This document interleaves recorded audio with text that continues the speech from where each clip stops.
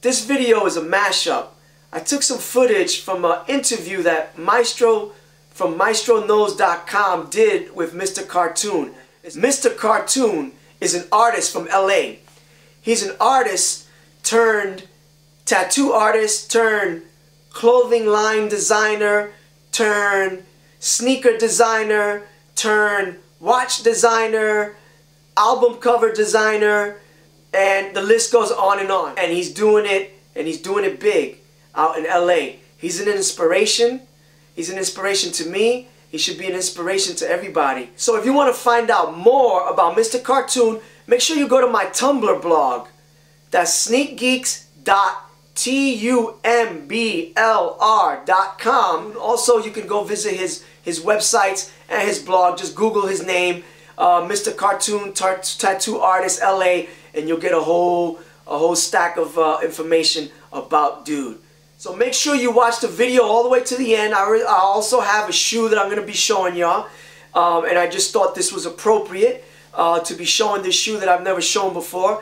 With what's going on with Fanalations coming out from LA, and the mashup of this video with Maestro Knows and Mr. Cartoon. Cartoon to me is authentically Los Angeles, and when I say that, I mean you have people that create authenticity, and then you have the authenticators.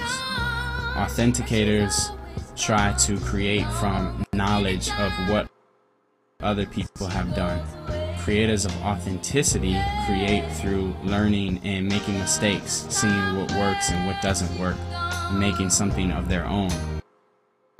And looking at Cartoon, he never thought, what if I can't do this, or what if people don't like this? What if people don't like what I'm doing?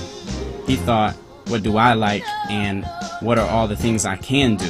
It's always cool to see somebody who's gone through so many different courses of life share their experiences with others, because when it comes down to it, that's the most valuable thing that we have, is taking what we've gained from life and passing it on to someone else.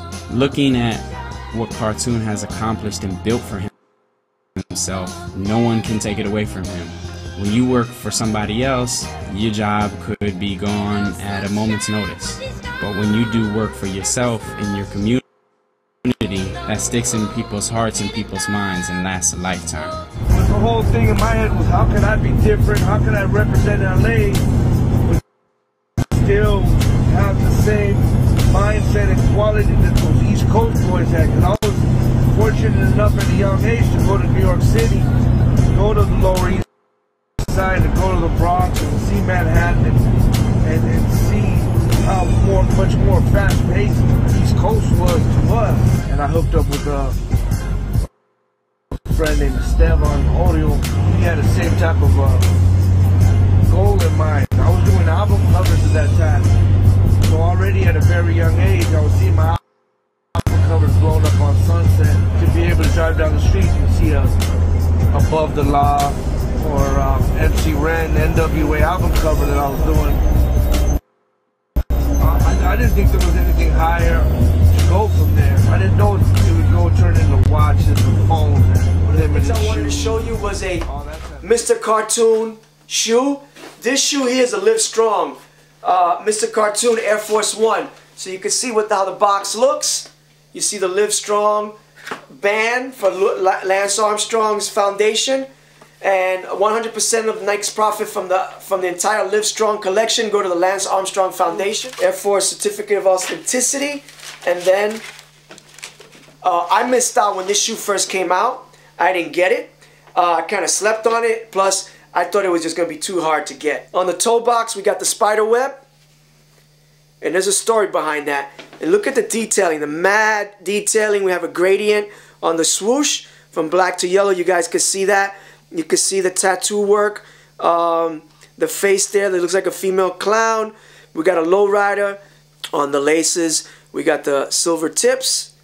And if you slept on this, I highly recommend, if you can get your hands on them, get your hands on them. And a whole lot of detailing. You got your LA. We got a little suede on the heel tab. On the first Mr. Cartoon, Nike, that was going to come out, about 100 pairs got released. They released an Undefeated, and they released in a few other select boutiques. Now that shoe, they had to stop making that shoe. There was a cease and desist order by Marvel Comics because of the spider web. Because of spider web. They try to claim Spider-Man, something, something, something. They were like, no, you can't do that shoe because you're infringing on our brand. These people with this cease and desist, man, is ridiculous. If you check my last video where the RE Menthol 10s, the same craziness, in which Nike is, to be honest, they're always kind of pushing the envelope. But that's why Nike is who they are, because they push the envelope. So that shoe was pulled off. That same year, they did the original. They did a second one, same colors, but they got rid of the spider web and they put like a clown face. Later in the spring of '05, they came out with the Cinco de Mayo. Since it was such a big hit, that second one, the first one didn't go out to everybody, didn't get the first one. And the shoes run for like over $2,000 in that area. The second one, few people got them. Now you could get them for about $300, $500, somewhere like that, with the toe, with the clown on the toe. It's important to know the difference between a $300 shoe and a $2,000 shoe. And then they did another one called Brown Pride. The Brown Pride came out in the fall. That wasn't as popular all over. It was popular in LA. And then this one came out, 2009.